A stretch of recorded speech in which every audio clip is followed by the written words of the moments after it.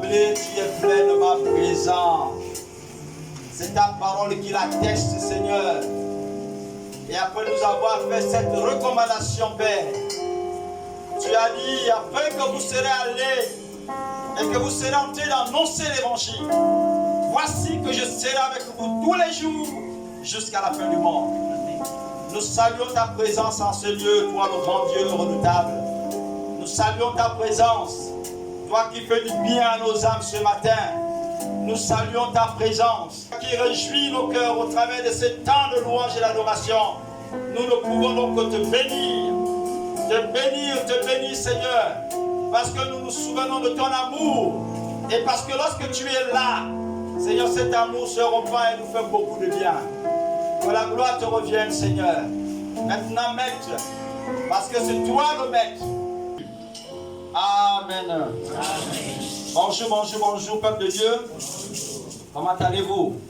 Bien. Voilà, en dehors du fait que j'ai dormi un peu en train de veiller, votre maman n'est pas là, veillez parce qu'il y a l'une de vos filles, votre soeur, donc Sergine, qui a fait une forte fièvre cette nuit. Donc nous sommes restés un peu toute la nuit comme ça, à veiller à ce sujet-là et à prier. Alléluia. Et pendant que je fais cet exercice, cette expérience-là, je priais, pendant que je priais, quand on a fait également le traitement, je me suis rendu compte que ça augmente davantage. Après, je me suis dit, est-ce qu'il faut arrêter de prier? Qu'est-ce qui se passe, Seigneur? Alors que j'ai envie de parler d'un sujet qui concerne, n'est-ce pas, la foi, et tu fais que je n'expérimente pas moi-même les fruits de la foi. Alléluia. Amen. Et là, je me suis rendu compte que c'est parce que Dieu est au centre de ce projet. Il me le rappelait ce matin, tout à l'heure, autour de 4 heures. Il me dit, c'est parce que je suis juste devant là, que le diable va entraîner les troubles.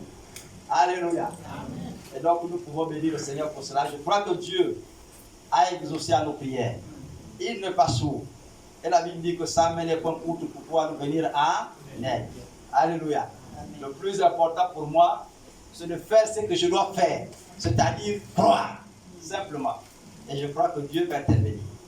Seigneur, c'est à toi le droit de faire ce que tu sais faire, je fais ma part.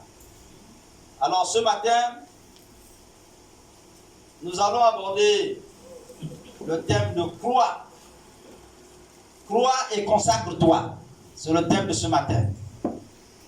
Crois et consacre-toi. Ce thème m'est venu à l'esprit après que nous ayons enregistré un cas de décès chez nous au quartier Amingara.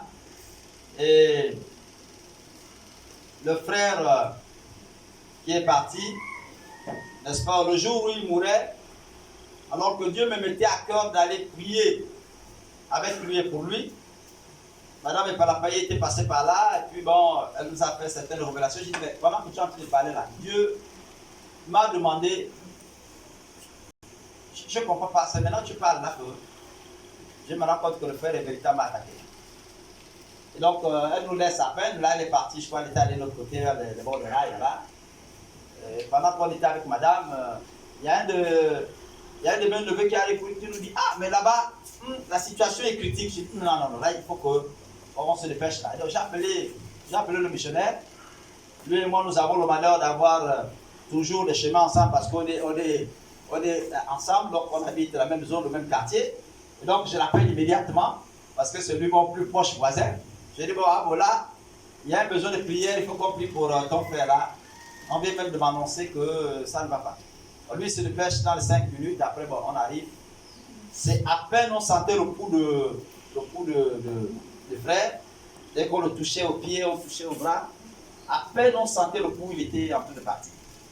Et là, il a fait comme il a voulu. Là où nous avons décidé de rester, c'est-à-dire suivons le Seigneur. C'est le meilleur des choix que nous avons fait, restons là. Et je lui disais, c'est vrai. Alléluia. Amen. Et tout à l'heure, j'écoutais maman Alice qui prêchait en quelque sorte. Elle anticipait en quelque sorte quand elle disait que le bonheur, on le trouve en Jésus. Alléluia. Et beaucoup de frères allaient chez les charlatans ont tissé quelques liens et tout ça, là, machin, qui ont d'ailleurs entraîné des problèmes dans la famille. On a fait des protections et autres, tout, soi-disant les gens qui lui faisaient l'attaque, parce que d'après eux, C'est le fusil nocturne qui aurait été à l'origine de ça, Alliance Sombandi. Ceux qui connaissent Sombandi là. Voilà, donc c'est Alliance Sombandi qui a été à l'origine du terrassement de frères. Et donc on lui a fait des protections, etc. Comme quoi les attaquants ou les ennemis, voilà, les ennemis donc ne pourront plus venir l'attaquer parce que désormais il y a une protection qui est là, on l'attache un pan bien noir gonflé avec les cheveux à gauche, à droite et les ongles qu'on l'a ramassé.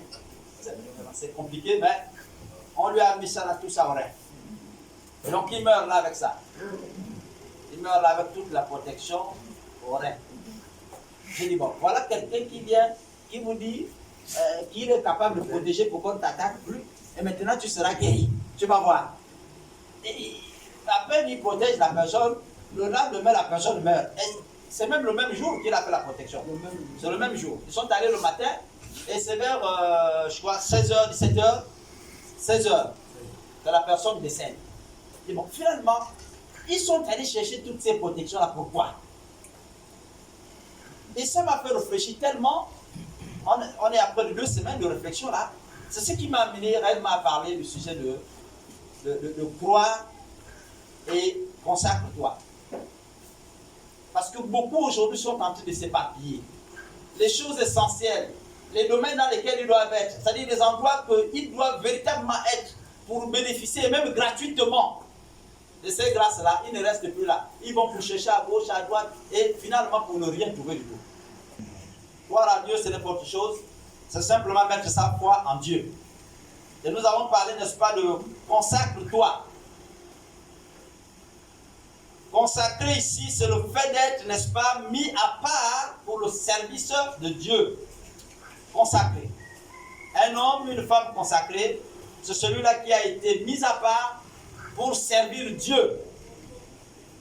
Pour servir Dieu. J'ai manifesté le désir d'être avec elle. C'est-à-dire que j'ai cru en ses valeurs. Et à partir de ce moment-là, je me suis consacré pour l'épouser. Donc je me suis consacré à elle. J'allais faire la pêche. Les moustiques m'attaquent. J'ai dit, je l'abandonne pas aussi. J'ai fait la chasse. Les buffles viennent. J'ai dit, je te tue aujourd'hui parce qu'il faut que les gens te mangent à la fête demain. C'était des guerres comme ça là. C'était des guerres comme ça entre les buffles, les moustiques, les poissons et moi. C'était la guerre.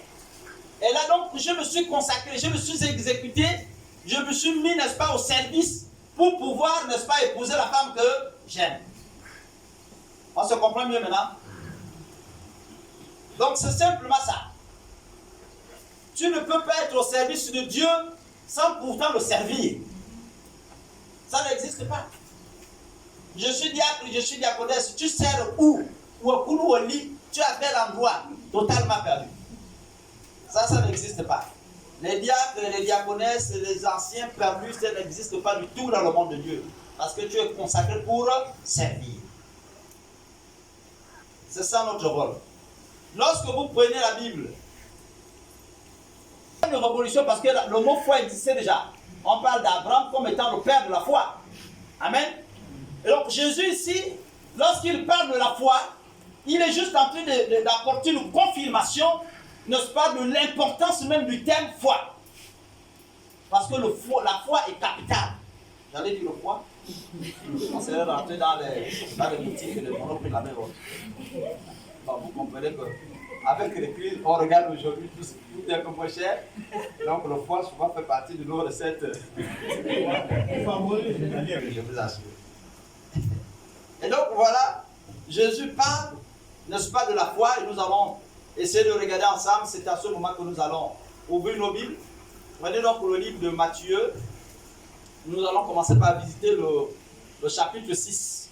Et nous allons aller progressivement et nous allons comprendre à quel niveau Jésus parle réellement et à quel moment Jésus parle de foi. Foi est pour toi une occasion de chute.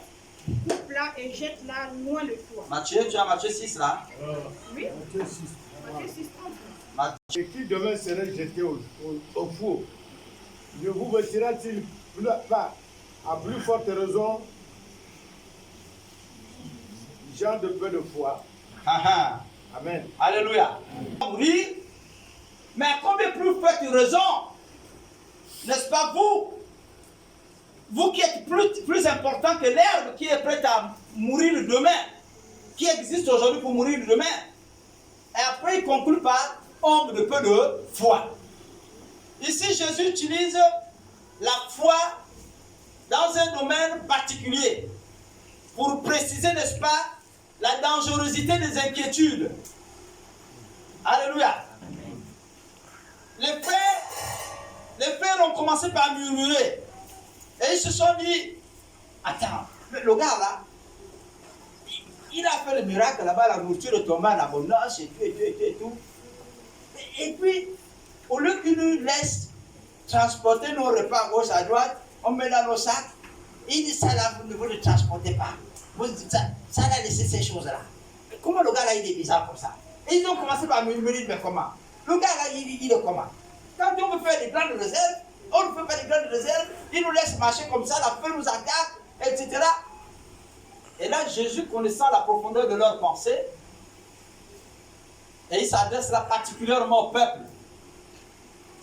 Jésus, connaissant la profondeur de leurs pensées, il a dit, madame, homme de peu de foi que vous êtes, si Dieu accorde de l'importance à l'herbe qui est prête qui naît aujourd'hui pour mourir demain, mais vous qui l'a créé à son image, qu'est-ce qu'il n'est pas capable de faire pour vous? La foi.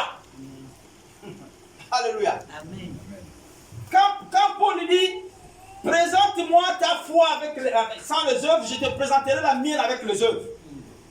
Il est en train de dire quoi? Après il dit, on verra quelle est la foi qui est la plus valorisée, quelle est la foi qui est la plus agissante.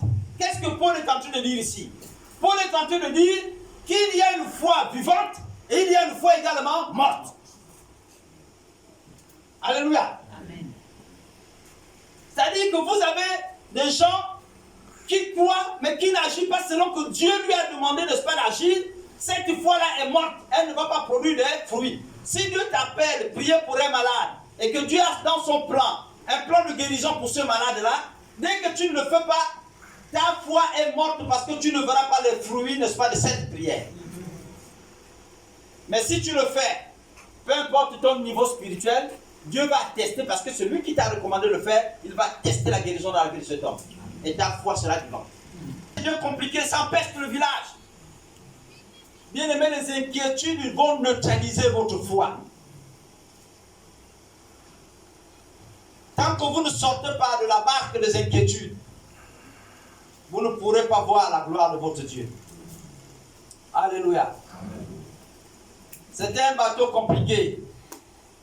Et les inquiétudes ont cette capacité de vous éloigner des réserves que Dieu a prévues pour vous.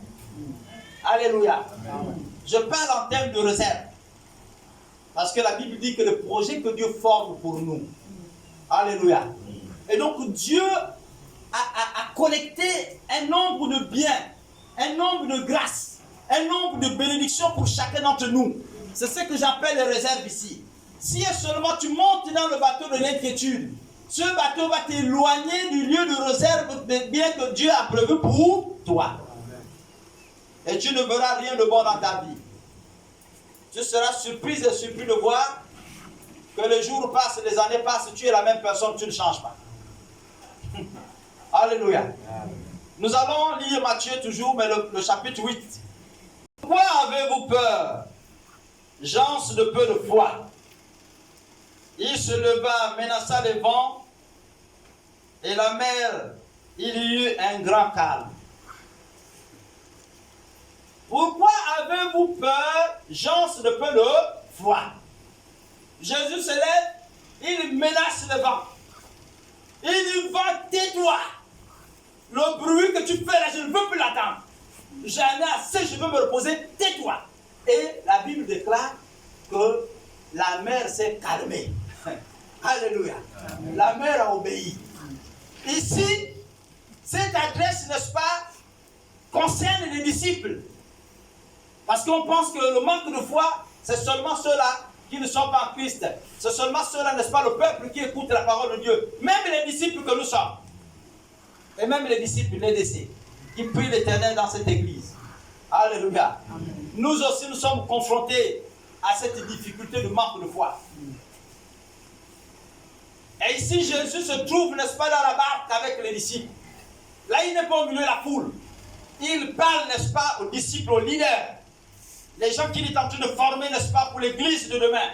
Pour sa succession. Il parle à ses hommes, il parle à ses femmes. Et là, il dit, pendant que le vent est en train de souffler, écoutez les paroles. Écoutez les paroles des disciples. Quand le frère se bat pour mettre le voile à gauche dans le bateau à droite, ils se rendent compte que le vent déchire tout. Alors là, ils vont commencer par crier pendant que l'eau rentre dans le bateau. Ils vont crier à Jésus. Ils vont crier à Jésus. Ils disent, Maître, Maître, réveille-toi. Nous allons tous périr. Allez comprendre un peu les pensées des disciples. Allez, c'est-à-dire, je me suis mis, pendant que je me réveillais ce matin, et c'est là que Dieu m'a parlé au sujet de ma fille. Alléluia. Il dit, c'est parce que j'étais dans le bateau là, que le diable a agité le bateau. Si je n'avais pas été dans le bateau, le diable n'aurait certainement pas agité ce bateau. Tout ça pour te dire, Serge, que tant que je suis là, le diable agitera toujours ta vie. Mais garde la foi, parce que le vent finira par se calmer. Amen. Amen. Alléluia. Amen. Dieu parle à un homme, à une femme qui a peur. Parce que la peur nous entraîne, n'est-ce pas, à quitter notre milieu. Le milieu dans lequel l'Éternel nous a placés. Et elle nous conduit dans des endroits, n'est-ce pas, que nous ne voulons même pas. Que nous ne nous entendons même pas. Bien-aimé, la peur a la capacité, frère, de vous faire emprunter des chemins que vous ne voulez pas emprunter. Alléluia. Amen. Elle va vous pousser à faire des choses que vous n'avez même pas souhaité faire dans votre vie. La peur. Et pour tous les hommes, pour toutes les femmes, les chefs d'entreprise qui sont là, si vous vivez éternellement dans le temps d'angoisse et de peur, je peux vous dire que vos projets ne réussiront pas. Parce que le diable va se saisir de ça. Il va agiter vos entreprises. Et vous allez prendre des décisions qui sont contraires à ceux de la volonté de Dieu.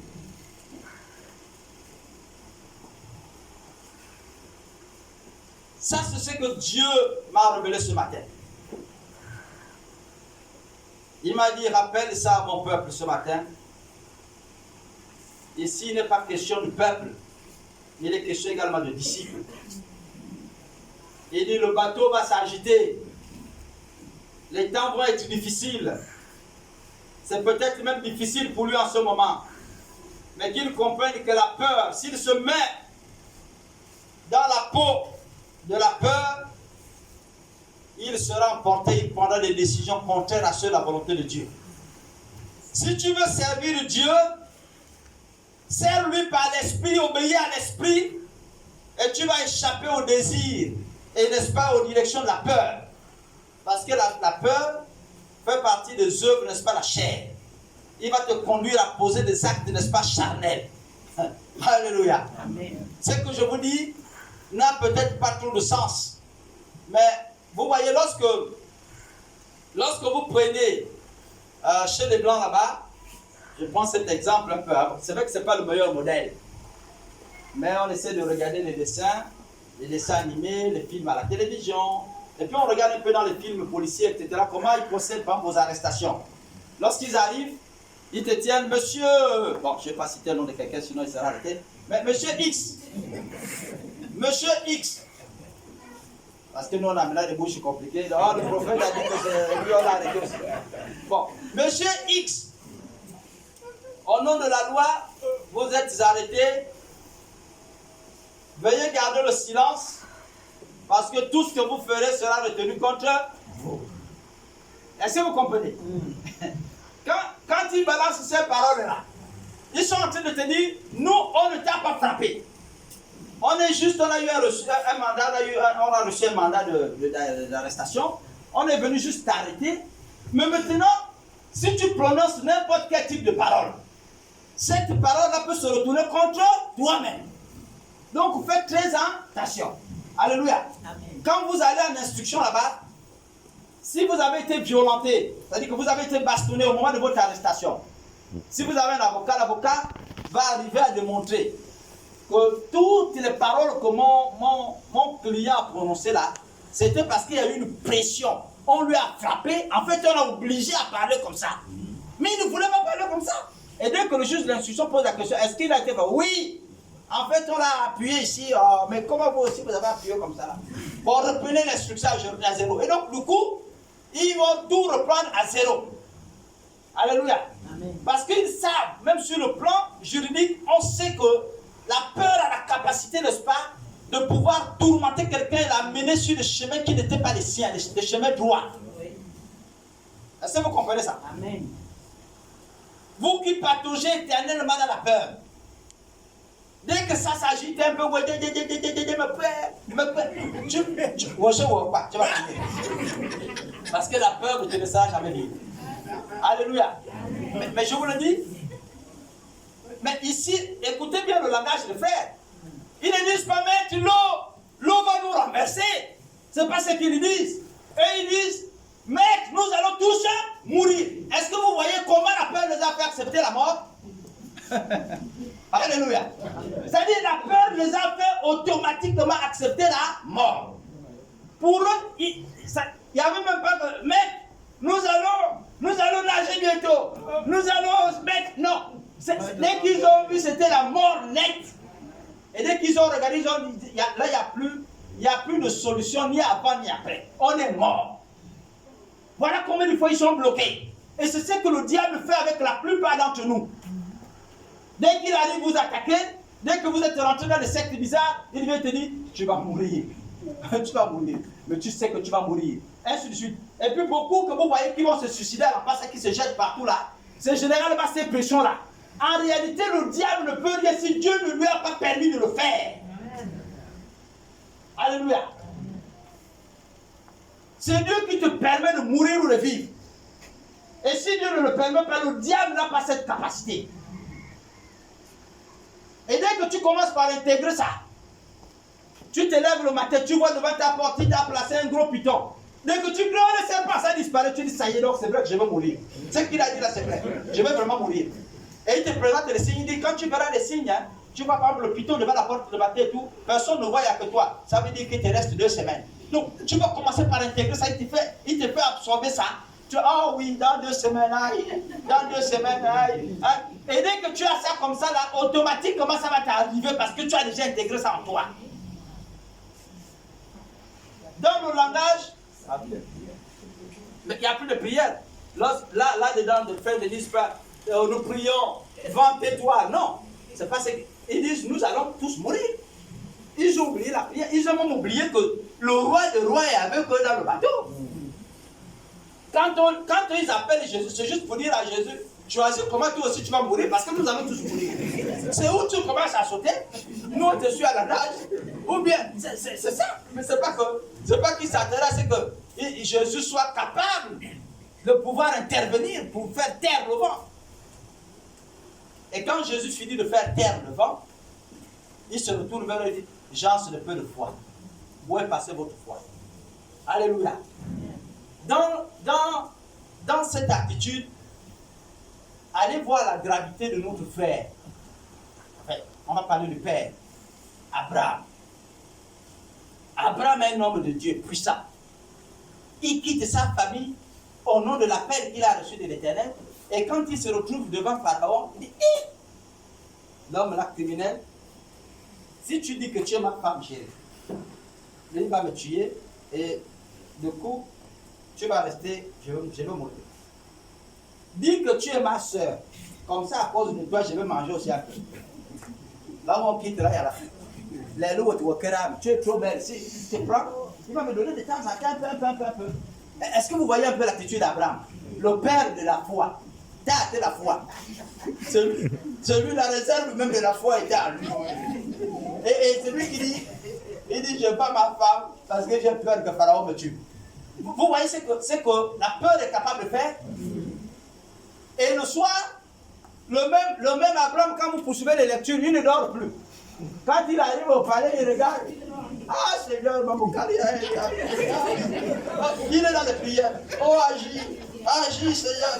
Oh Seigneur, interviens. Que ma femme ne soit pas impure. Oh Seigneur, parle au roi.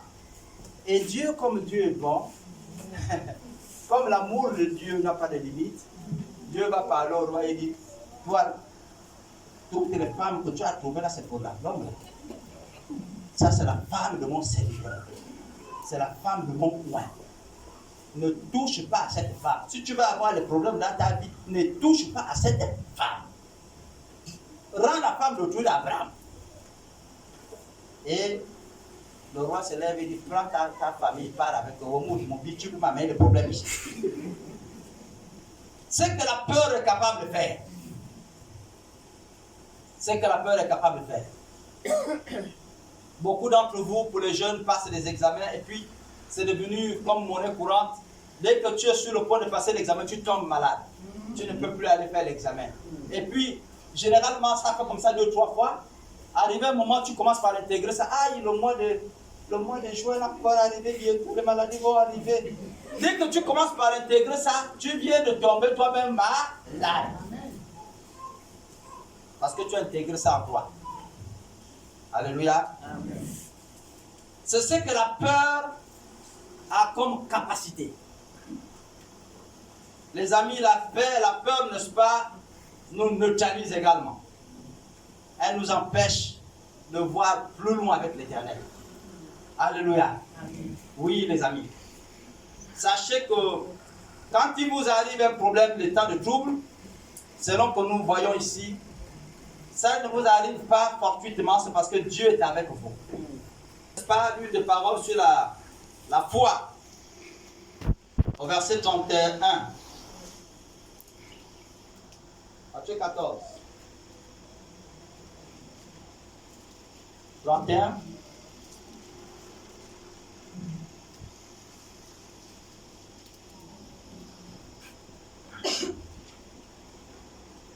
Matthieu 14, verset 31. Amen. Aussitôt Jésus étendit la main, le saisit et lui dit, homme de peu de foi, pourquoi as-tu douté? Amen. Là, il a encore question des disciples. Mais cette fois-ci, il parle à Pierre. Pierre lui dit, mais mec, est-ce toi qui es en train de venir sur l'eau là? Ou bien c'est quelqu'un d'autre? Si ce n'est pas un fantôme, Seigneur, parle, on va écouter. Il dit, mais Pierre, c'est bien moi. Ce n'est pas un fantôme. Celui que tu vois, c'est ton frère qui est en train de marcher sur l'eau. Il dit, ah, bon, moi, je sais que tu ne nous caches rien. Tu as souvent dit que tu ne nous caches rien. Bon, si c'est réellement toi, permets que moi aussi je marche sur l'eau. Il dit, mais marche, Pierre. Et là, Pierre commence par marcher. Dès qu'il marche, à un moment donné, le vent souffle. Et Pierre commence à avoir un peu de crainte. Il dit, oh, là, il y a un problème. Oh, mec. Et puis l'eau commence par l'envahir. Oh, mec, ah. Sauve-moi, mec. Le maître tend la main, il sort de là. Il dit, mais pourquoi tu doutais, Pierre? Ou ma sounoma, pourquoi tu doutes? Homme de peu de foi. Alléluia. Amen. Les doutes, les amis. Les doutes. Pour ne pas parler d'incrédulité. Il y en a beaucoup là qui viennent et qui croient en partie. Oui, c'est vrai que Dieu est capable de faire, mais quand même, il faut que j'aille de voir le cancan là parce que vraiment, la situation là, il y en a toujours les mains. C'est vrai que Dieu est capable de faire, hein, vraiment. Bon, moi j'avais appris que, même à la télévision, il y avait une dame là qui avait fait un témoignage avant. Que non, voilà, Dieu avait intervenu dans sa vie. Mais toujours, hein, il faut toujours, on a d'autres choses du village, il faut toujours. Croire en partie.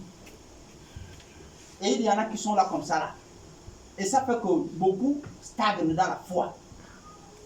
On n'évolue pas dans la foi parce que justement, il y a le doute. On croit en partie. C'est un pied à gauche, l'autre pied à droite. Et à un moment donné, tu n'avances plus, tu ne vois plus devant toi. Alléluia. C'est ça que Pierre, n'est-ce pas, a vécu ici. Il a cru sur l'instant T, sur le témoignage de Jésus, et quand il est confronté lui-même au vent, aux éléments de la nature, il commence par se noyer, il doute. Ah, non, maître, là, le vent est trop fort. Ça me bouscule ici. Oh, maître, oh. Et puis il commence par se noyer. Alléluia. Même dans les projets que nous avons, tu as aujourd'hui le projet de construction d'une maison, tu arrives, tu commences sur le projet, ça arrive à un certain niveau, Tu arrives un matin, tu viens. Ah, la maison de c'est trop grande, hein. Ta table. Ah non, c'est faux. Ça là, ça ne va pas finir. Il est Kayafa. Dès que tu as commencé, écoute, c'est toi-même qui as commencé la maison. Quand tu as commencé au départ, regarde tes motivations. Tu étais sûr que tu arrivais.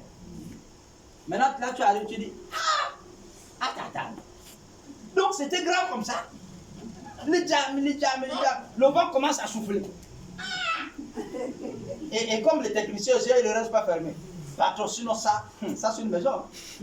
Rien que la tôle de cette maison. Tu as 5 millions.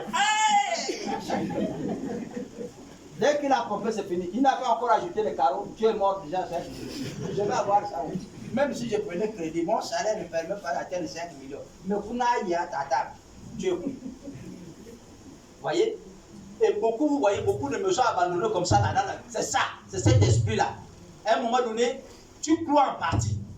Tu crois au départ, après arriver à un certain niveau, tu doutes totalement. Vous vous imaginez ici, à l'église, si on ne croit, nous autres les leaders, si on arrive à un niveau où on ne croit plus que Dieu peut agir avec nous dans cette église. Imaginez l'attitude du peuple. Imaginez l'attitude du peuple. Si moi, Serge, je ne crois plus que Dieu est capable de bénir, Dieu est capable de protéger, bon, vous le peuple, vous allez faire comment? Chacun va prendre son sac à la fuite générale. Oh, là-bas. Ils vont aller un peu à l'ombre là-bas. Chacun va prendre son sac ici. Alléluia. Parce que justement, le doute a la capacité, n'est-ce pas bien aimé, de vous anéantir dans tous les domaines. Même dans vos projets, dans votre vie de tous les jours. Le fait pour vous de ne pas croire, ou de croire en partie seulement. Croire en partie. C'est ce que les frères ont vécu ici.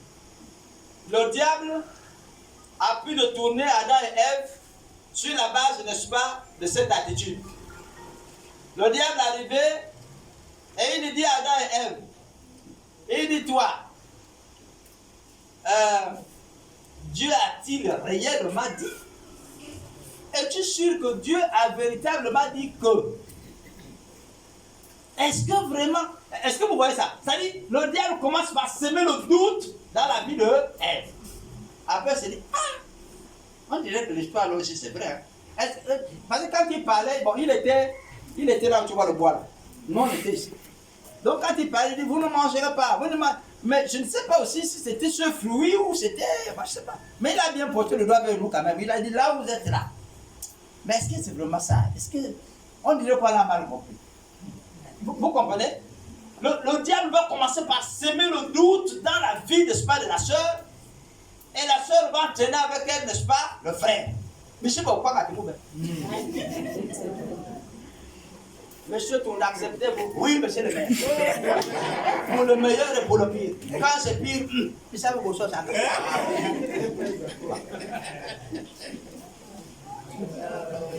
Alléluia. Amen. Nous sommes en train de terminer, ne vous en faites pas. Matthieu 16, 8. Pourquoi raisonnez-vous en vous-même, gens de peu de foi, sur ce que vous n'avez pas pris de pain? Alléluia. Le raisonnement, c'est quelque chose qui nous détruit pour la plupart d'entre nous. Alléluia. Amen. Le raisonnement détruit beaucoup d'entre nous et ça, généralement, c'est la faiblesse des intellectuels. Ça, c'est la faiblesse des intellectuels. Je ne dis pas qu'être intelligent devient un péché. Ce n'est pas ce que j'ai dit. Je suis seulement en train de dire que c'est la plupart du temps leur faiblesse. Parce que dans leur rationalité, c'est-à-dire dans ce qu'ils ont suivi comme logique à l'école, on leur a toujours dit 1 plus 1 ne peut pas être autrement que égal à 2. Est-ce que vous comprenez ça? Ça, c'est ce qu'on leur a dit à l'école. Au point, quand ils se retrouvent désormais en présence de Dieu, et que Dieu leur dit 1 plus 1 n'est pas toujours égal à 2, ça pose problème dans leur entendement spirituel. Nous le conflit, n'est-ce pas, des intellectuels dans la maison de Dieu. Ils ne le font pas parce qu'ils veulent le faire volontairement. C'est parce que leur parcours exige qu'il voie la couleur là comme étant du blanc, uniquement du blanc, pas une autre couleur. Vous comprenez ça? Voilà. Si vous lui dites que cette couleur que tu as la sombre là, à l'origine c'est blanc, il vous dira non. Cette couleur, elle est, n'est-ce pas, bleue. Tu ne peux pas me dire que c'est blanc. Tu dis non, ça c'est blanc. Et vous allez commencer là. Je lui dis non. Ça là d'ailleurs, même le bleu là, ce n'est pas bleu.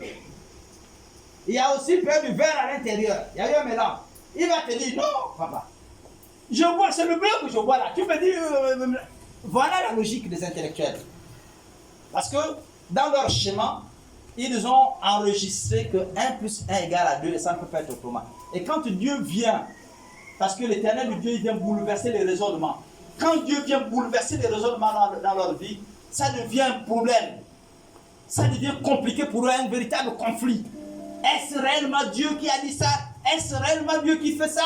Est-ce réellement Dieu qui intervient de cette manière? Est-ce réellement Dieu qui parle dans la bouche de X? Ça pose maintenant problème. On dit à Jésus, Luc 17,5. Les apôtres ont dit à Jésus,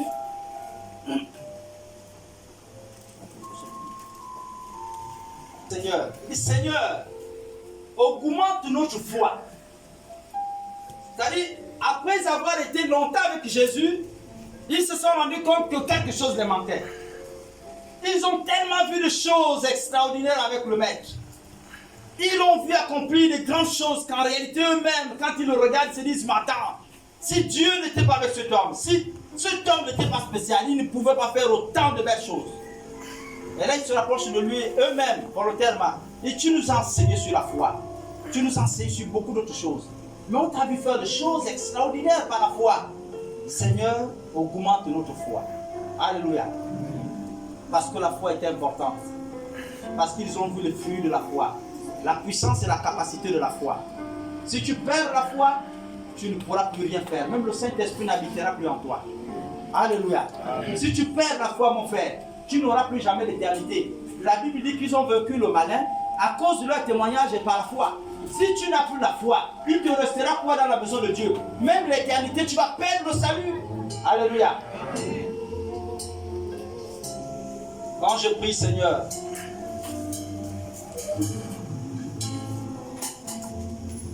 quand je prie, que ma prière arrive jusqu'à